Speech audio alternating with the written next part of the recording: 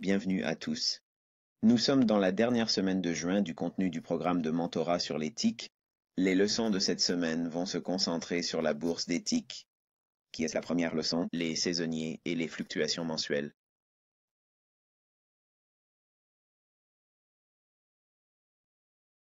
D'accord, les amis? Tendance saisonnière de l'indice Dow Jones. Et ceci est à Moore Research. Moore Research. Steve Moore a les meilleures tendances saisonnières disponibles pour les traders actifs. Et je regarde l'ensemble des directionnelles saisonnières pour la seule moyenne industrielle Dow Jones. Maintenant, vous pouvez faire des folies et essayer de regarder le Nasdaq et le S&P 500. Mais la chose la plus simple à faire pour moi était de regarder le Dow Jones industriel. Il s'agit d'un petit échantillon de 30 titres, 30 valeurs sûres, de premier ordre, certaines des plus grandes entreprises du continent nord-américain. Elles sont donc cotées en bourse et si elles se portent très bien, le S&P se porte généralement très bien. Et le Nasdaq, bien qu'il soit fortement axé sur la technologie, il peut néanmoins être un très bon baromètre de ce que le marché boursier dans son ensemble devrait faire. Maintenant, personnellement, je pense que la tendance saisonnière est très proche de celle du S&P 500. Je pense que le S&P 500 est une représentation plus précise de ce que fait le marché boursier. C'est pourquoi nous nous référerons toujours à ce que cette générique de base, tendance saisonnière, mais nous l'utiliserons aussi avec le S&P 500 dans des leçons ultérieures. Cela permet de filtrer les forces et les faiblesses des moyennes pour renforcer la confiance dans les valeurs les plus élevées, des prix plus bas. D'accord, la première chose sur laquelle je voudrais attirer votre attention, c'est qu'il y a 3 divisions dans l'année en ce qui concerne les transactions boursières et que beaucoup de gens essaient de négocier des actions beaucoup plus activement qu'ils ne le devraient. Beaucoup de gens essaient d'investir dans des actions plus activement qu'ils ne le devraient. Et beaucoup de gens pensent qu'ils s'y connaissent en actions alors que ce n'est pas le cas. C'est pourquoi, rien que cette seule leçon vous placera dans le peloton de tête en ce qui concerne la négociation des actions. Le premier semestre de l'année est généralement marqué par une période de forte amplitude. Cela signifie qu'il y aura beaucoup de volatilité, mais qu'elle sera orientée. En règle générale, il s'agit d'une période généralement à la hausse. La deuxième partie de l'année dont je veux parler est le dernier trimestre de l'année, et c'est généralement et principalement une période haussière de l'année. J'ai à maintes reprises, dans le cadre de longuement, détails sur les raisons pour lesquelles le dernier trimestre de l'année civile aux États-Unis est si forte parce qu'elle est chargée de vacances et les dépenses de fin d'année. Ainsi, les dépenses de fin d'année doivent être effectuées. Donc beaucoup d'énergie. Vous pouvez constater qu'il y a un très fort contraste avec l'ampleur et la vitesse à laquelle il s'élève dans la dernière partie de l'année par rapport à la première partie de l'année. Il s'agit donc des premiers et deuxièmes segments de l'année civile pour les actions. Le dernier et le plus important que vous devez comprendre est le suivant. Cette portion au milieu, toute cette zone encadrée, c'est ce qu'on appelle la période de faible magnitude qui commence en mai et se termine en octobre. De mai à octobre, on observe donc généralement beaucoup moins de marchés directionnels.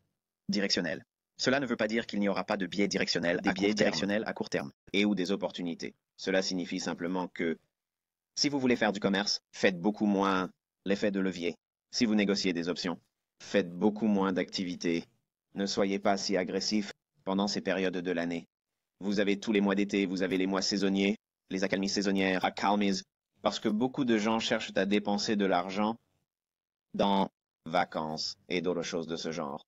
Il y aura donc un grand nombre de choses cycliques qui se produisent et des éléments non cycliques qui se produisent chaque année.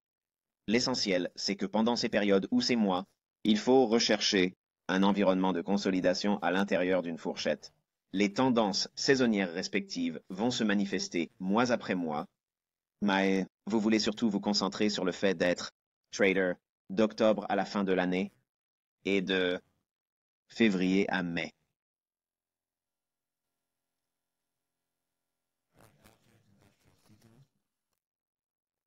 D'accord, nous allons les décomposer mois par mois. Donc les influences saisonnières par mois calendaire pour le Dow Jones Industrial. Janvier est généralement un mois baissier. Février est généralement un mois haussier.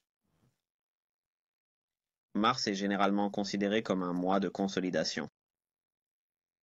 Avril est généralement un mois haussier, mais est généralement un mois baissier. Juin est un mois de consolidation qui se termine par une tendance baissière. Juillet est haussier jusqu'au sommet du milieu de l'année. Le mois d'août est généralement considéré comme un mois de consolidation.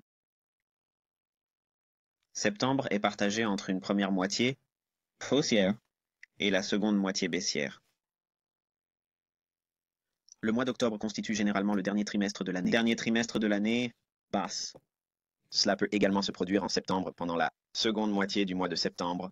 Donc, même si c'est baissier, il se peut que le niveau baisse et atteigne un creux saisonnier. En octobre, il pourrait atteindre son niveau le plus bas et se négocier agressivement à la hausse. Novembre est généralement un mois haussier. Et enfin, décembre est généralement un mois de rallye haussier du Père Noël. Décembre est généralement un mois de rallye haussier du Père Noël. Nous avons donc ici l'année civile entière en termes généraux, en termes génériques. Si nous devrions nous attendre à des prix plus élevés ou plus bas, nous vous transmettons cela en examinant une moyenne sur 20 ans, une moyenne sur 15 ans et une moyenne sur 5 ans. Donc, si vous regardez les consolidations et les expansions globales, et quand la tendance est à la hausse, quand elle ne l'est pas, quand elle est à la hausse, quand elle n'est pas à la hausse, ils sont très étroitement corrélés entre la ligne bleue et la ligne rouge. Donc, si nous voyons cela, nous pouvons en déduire qu'il y a une corrélation très étroite. Cela, à mon avis, cela renforce la confiance derrière le calcul des tendances saisonnières. Car si la moyenne des 20 dernières années, au cours des 20 dernières années, le taux est plus élevé, en février, il en sera de même sur 15 ans de données. C'est reflété dans les deux. Ainsi, donc dans différentes périodes d'analyse des données, cela en dit long pour moi en termes de cohérence. La cohérence n'est pas synonyme de probabilité élevée, de perfection ou d'absence totale de risque. Cela signifie que les probabilités sont historiquement parlant et évidemment rien n'est garanti en regardant le passé, mais si nous supposons qu'il y a un modèle et que nous allons utiliser les tendances saisonnières, je pense qu'il vaut la peine de s'y intéresser. Donc, en décomposant les mois du calendrier, comme nous l'avons fait ici, nous donne un consensus assez fort sur ce que nous devrions faire chaque mois si nous voulons négocier des actions à court terme ou en alternance. Nous pouvons l'utiliser pour le day trading du S&P si nous sommes vraiment astucieux sur tous les points. Et si vous regardez aussi, nous avons des mois où nous savons qu'il y aura beaucoup moins de chances d'avoir une opportunité avec des probabilités élevées, et ce sont les mois de mars, juin, août. Ces mois sont typiquement peu fructueux en termes de probabilités élevées. Maintenant, je sais déjà que certains d'entre vous vont probablement entendre cela s'ils ont fait du trading boursier ou autre. Vous allez dire, et ce mois-ci, en août de cette année ou de cette année-là. Et il y aura toujours une aberration où il n'y a tout simplement ne correspond pas aux données saisonnières, et ce n'est pas grave. Il y aura de nombreuses fois où les mois qui sont suggérés ici comme haussiers ou baissiers ne le seront pas, ils seront l'inverse. Cela dépendra en grande partie des tendances sous-jacentes ou de l'environnement du marché. Mais parce que la tendance saisonnière est vraiment soulignant la tendance sous-jacente à l'achat d'actions, acheter et conserver. Alors il est évident les tendances saisonnières les plus fortes du côté de l'achat. Alors que le marché est haussier, si nous regardons les mois haussiers, ils indiquent, à mon avis, les meilleures opportunités de swing trading sur les actions longues. Quant aux mois baissiers, ils indiquent, à mon avis, les meilleures opportunités de swing trading sur les actions longues. Même pendant les périodes fastes de ces 20 dernières années, quand le marché boursier est en hausse, si nous voyons qu'il y a typiquement des mois dans l'année, comme mai est généralement un mois baissier, et la seconde moitié de septembre est généralement un mois baissier, ces mois-là, et janvier est également un mois baissier, ces mois, s'ils sont baissiers même dans des marchés haussiers sous-jacents, ils pourraient donner lieu à des ventes agressives dans les marchés baissiers. Donc, si nous nous concentrons sur les mois où le marché est généralement à la baisse ou la marée, dans son ensemble, se déplace vers le bas, qui pourraient en fait devenir des mois de vente à découvert très dynamiques, où nous pourrions chercher des vendeurs dans les actions faibles ou baissier sur le S&P.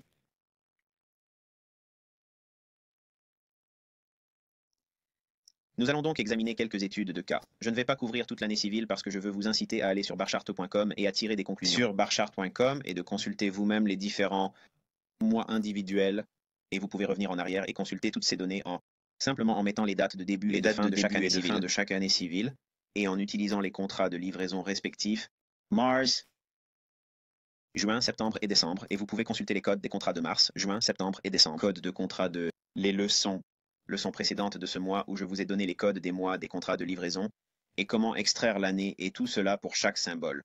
Nous regardons donc le premier ici et il va être vu pour le mois de février. Et nous savions évidemment qu'en regardant à la diapositive précédente que février est généralement un mois haussier d'un point de vue saisonnier. Sur le graphique de droite, nous examinons les principales moyennes boursières. Le graphique du haut est celui du Nasdaq. Le graphique du milieu est celui de l'indice U-mini S&P et le Dow Jones se trouve à l'extrémité inférieure. J'utilise le contrat à terme pour en montrer la représentation. Il n'est pas nécessaire d'utiliser le graphique des contrats à terme. Vous pouvez utiliser les prix au comptant. Le message sera le même. Mais je veux que vous regardiez les deuxième et troisième des février. Vous pouvez voir que le Nasdaq a fait un égal basse, tandis que le S&P et le Dow Jones n'ont pas réussi à atteindre ce point bas et ont même atteint des points bas plus élevés. Voilà donc, critères que nous recherchons. Nous voulons voir de fortes tendances à voir une réticence à baisser. Et il y a l'indice S&P que nous avons examiné pendant la négociation du S&P, de l'indice S&P. Nous voyons donc que les indices commencent à une accumulation d'argent. Et même plus tard dans le mois, entre le 6e et le 8e jour de bourse, vous pouvez voir que le Nasdaq a atteint un plus bas plus élevé, le S&P a atteint un plus bas, et le Dow Jones a atteint légèrement plus haut. Et ensuite, nous avons vu un autre mouvement à la hausse à travers les moyennes.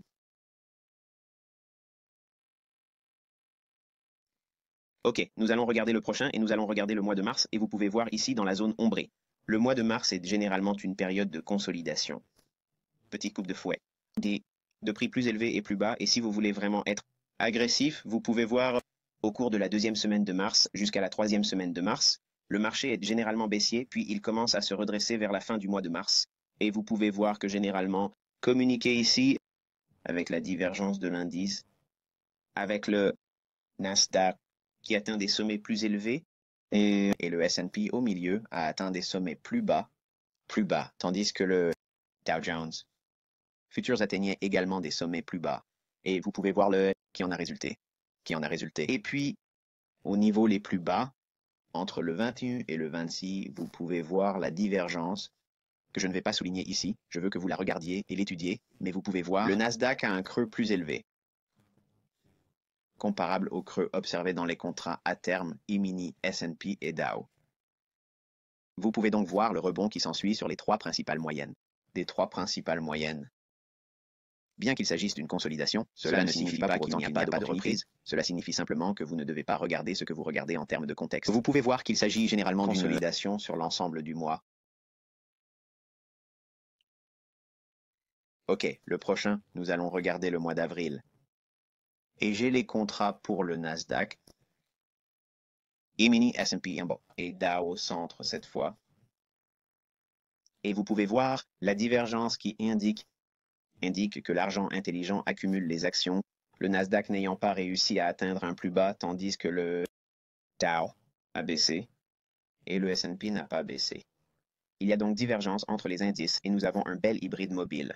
En même temps, nous voyons que la mi-mois d'avril, qui est dans la tendance saisonnière, commence avec un ton légèrement baissier, puis il s'élève agressivement jusqu'à la fin du mois d'avril.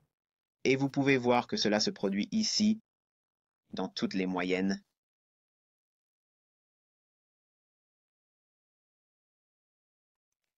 Notre dernier exemple porte sur le mois de mai comme le montre la tendance saisonnière à gauche. C'est un mois généralement baissier et vous pouvez voir, en regardant les moyennes sur le côté droit, le E-mini S&P est le graphique le plus élevé cette fois-ci. Il atteint un légèrement plus élevé, tandis que le Dow Futures ne parvient pas à atteindre un sommet plus élevé et le Nasdaq atteint effectivement un sommet plus élevé. Et nous avons une liquidation jusqu'au la troisième semaine de mai et vous voyez cette petite poussée, et vous voyez cette petite poussée vers le haut dans la tendance saisonnière sur le côté gauche à la fin du mois. Et la même chose est observée ici en mai également, ce qui crée une saisonnier au cours du mois, mais dans l'ensemble, c'est un mois baissier dans son ensemble. Donc maintenant que j'ai soulevé ce point et que je vous l'ai mentionné, pour mémoire, le mois de 2017 mai fait partie d'une consolidation plus large qui a été observée dans cette année de l'enregistrement que je fais en 2017. C'est un marché boursier peu orthodoxe. Marché boursier en ce moment, a été un marché qui ne cesse d'atteindre des sommets, et elle le fait avec des actions qui sont formellement à la hausse aux moyennes générales du marché. Elles commencent à perdre leur sommet. En d'autres termes, elles n'atteignent pas de nouveaux sommets. Le marché est donc en train d'atteindre des sommets plus élevés, mais il le fait avec une grande partie du leadership ne le font plus. Par conséquent, il y aura des moments où le marché boursier défiera toute logique. Il fera tout ce que vous pensez qu'il ne peut pas faire. Il le fera et vice-versa. C'est pourquoi, si vous voulez négocier des actions, à mon avis, il vaut mieux de se concentrer sur les périodes où le marché est prédisposé à augmenter et qu'il ne s'agit pas d'une bulle. Comme je crois que nous sommes en l'an de 2017. Je pense que si vous voulez être un trader qui utilise des idées d'investissement comme les IRA, au compte, si c'est possible pour vous, là où vous vivez globalement. Si vous pouvez le faire en tant que autogéré et échanger vos propres choix et vos propres sélections concernant les actions que vous devriez détenir et le moment où vous devriez en sortir, en faisant cela, je pense que cela augmentera votre rendement et que personne ne fera mieux que vous pour s'occuper de votre argent. Vous vous souciez de votre argent, vous avez travaillé pour lui, vous l'avez obtenu par héritage, vous avez fait tout ce que vous avez fait, d'accord?